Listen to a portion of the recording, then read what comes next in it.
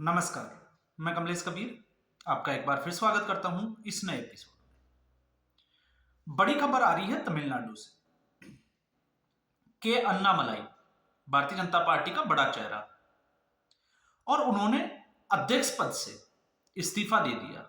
और इस्तीफा देने के बाद में जिस तरीके से प्रेस कॉन्फ्रेंस की और इस्तीफा देकर खुशी जाहिर की, तो उसके बाद में अब राजनीतिक गलियारों में एक नया, जिसको हम कहें कि नई चर्चा का विषय छेड़ दिया है।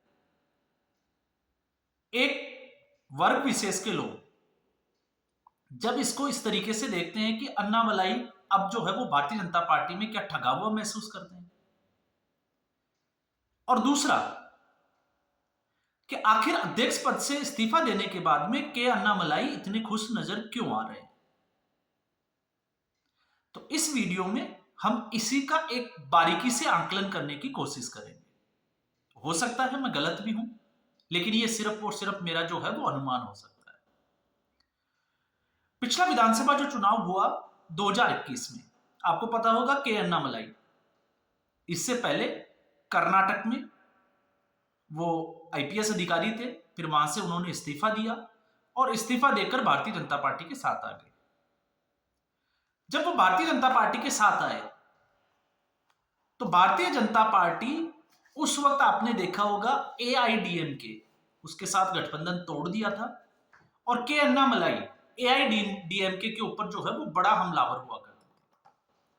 अब ऐसी स्थिति में के अन्नामलाई की ही वजह से या उसी के जादू की वजह से, क्योंकि आज भी दक्षिण भारत में अगर हम देखते हैं तो के अन्नामलाई भारतीय जनता पार्टी के कम समय में बहुत बड़े चेहरे के रूप में जो है उनका नाम लिया जाता है। और के अन्नामलाई के आने के बाद में तमिलनाडु की राजनीति में भारतीय जनता पार्टी ने लगभग जो है वो 10 से 12% वोट हासिल किए, जो अपने आप में एक बड़ा उछाल माना जा सकता है। लेकिन बावजूद इसके भारतीय जनता पार्टी डीएमके को सरकार में या सत्ता में आने से नहीं रोक पाई। अब इस वक्त स्थिति यह बनी हुई है कि एमके स्टालिन, चाहे वो लैंग्वेज पॉलिसी हो, आपने देखा होगा अभी, और साथ में बेरोजगारी का मुद्दा हो या ड्रग्स का मुद्दा हो, या हम कहें कि एक तरीके से एमके स्टालिन के खिलाफ जो है वो एंटी इनकम्बेंसी बनी हुई है। तो एंटी इनकम्बेंसी बनी हुई है, तो इस एंटी इनकम्बेंसी का फायदा भारतीय जनता पार्टी किस तरीके से उठा सकती है।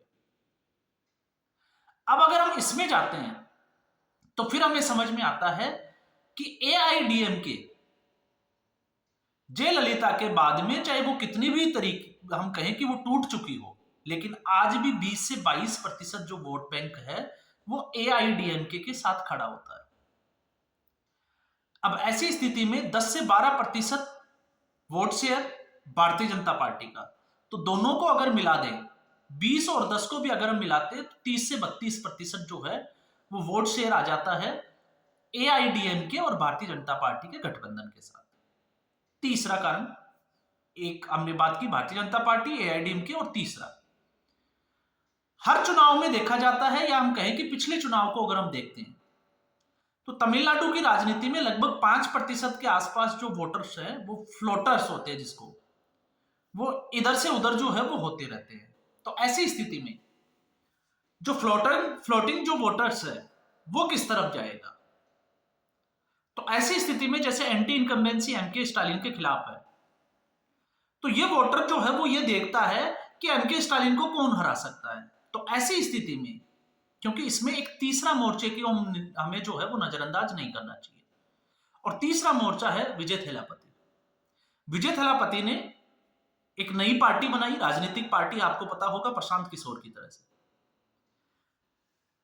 अब ऐसी स्थिति से अगर आज की परिस्थिति में जिस तरीके से एआईडीएमके के प्रमुख पलनीस्वामी, उनकी अमित शाह से मुलाकात होना दिल्ली में, और उसके बाद में के अन्नामलाई का इस्तीफा तैयार होना, तो आप समझ रहे होंगे कि कड़ियां जो है वो कहां जाकर जुड़ती है।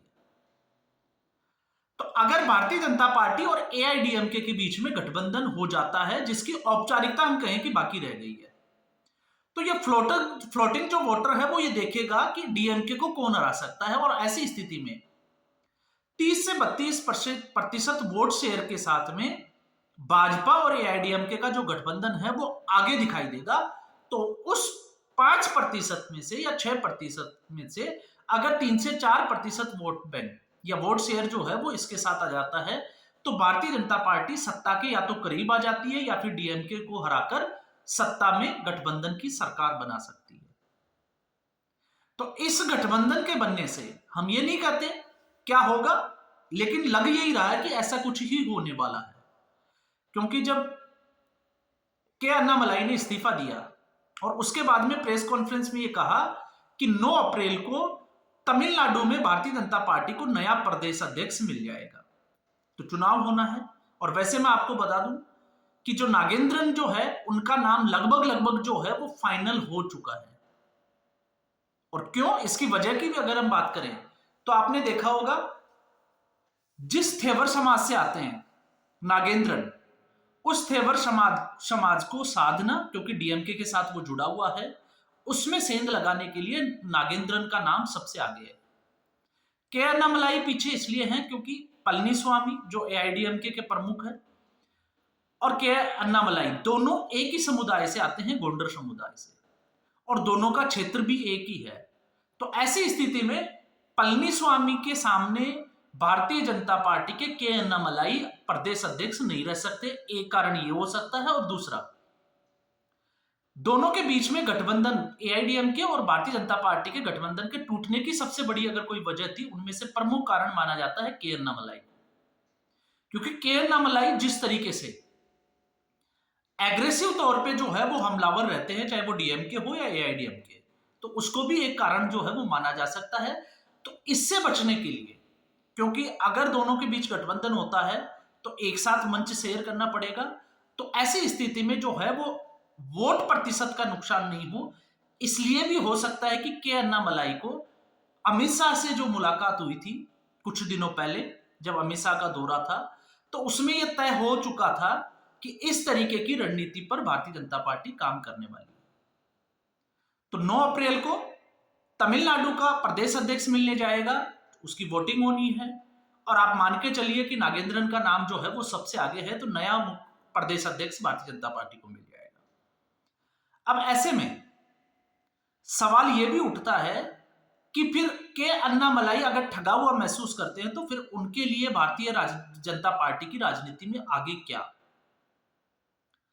अब खबर तो जो है वो ये भी है कि अन्नामलाई को दिल्ली बुला लिया गया है।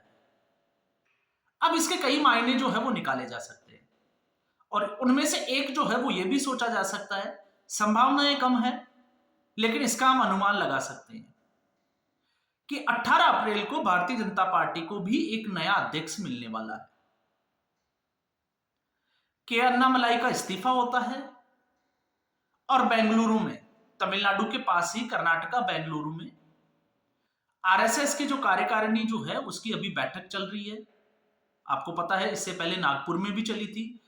नरेंद्र मोदी का नागपुर दौरा होता है, उसके बाद आपने देखा अमित शाह और के अन्नामलाई के बीच की बातचीत होती है, अन्नामलाई को दिल्ली बुलाया जाता है।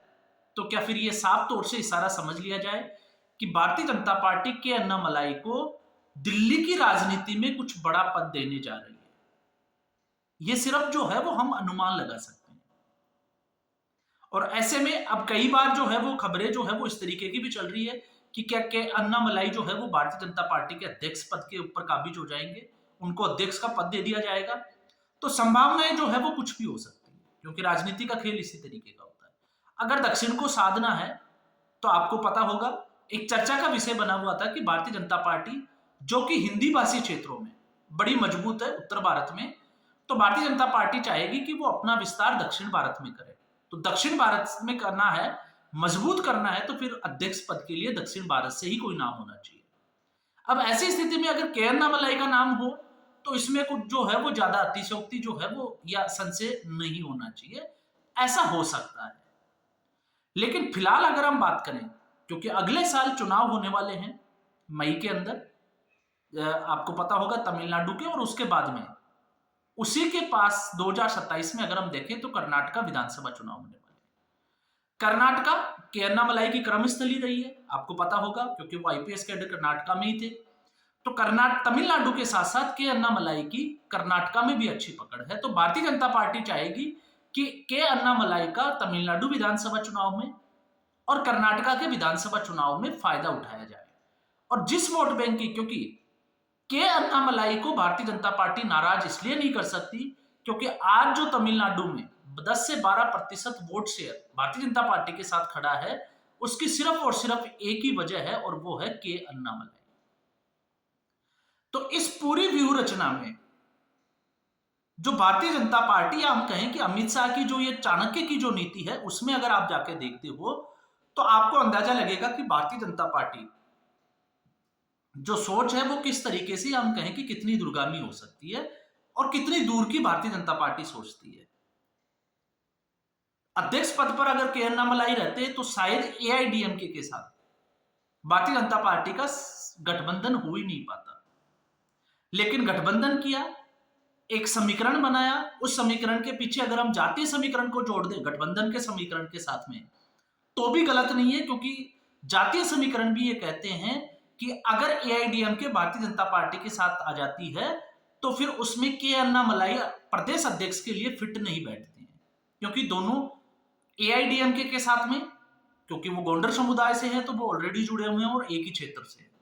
तो ऐसी स्थिति में ऐसा समुदाय जो डीएमके के साथ खड़ा है, थेवर समाज समुदाय, उसको अपनी तरफ किस तरीके से लाया जाए। तो अध्यक्ष पद उसी समुदाय से होना चाहिए। इसलिए मैंने कहा था कि नागेंद्रन का जो नाम है वो सबसे आगे चल रहा है। अब आने वाला समय बताएगा कि 9 अप्रैल को तमिलनाडु का भारतीय जनता पार्टी का प्रदेश अध्यक्ष कौन होगा और 18 अप्रैल को, जिसकी बड़े समय से जो है वो नजरें टिकी हुई थी। क्योंकि अगर आप दरबारी मीडिया को देखोगे तो वो तरह तरह की जो है वो अफवाहें फैला सकते हैं।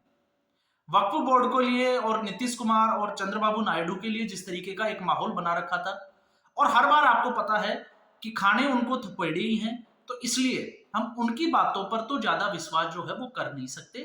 तो ऐसी स्थिति में हमें, मुझे लगता है कि 9 अप्रैल और 18 अप्रैल का इंतजार करना चाहिए।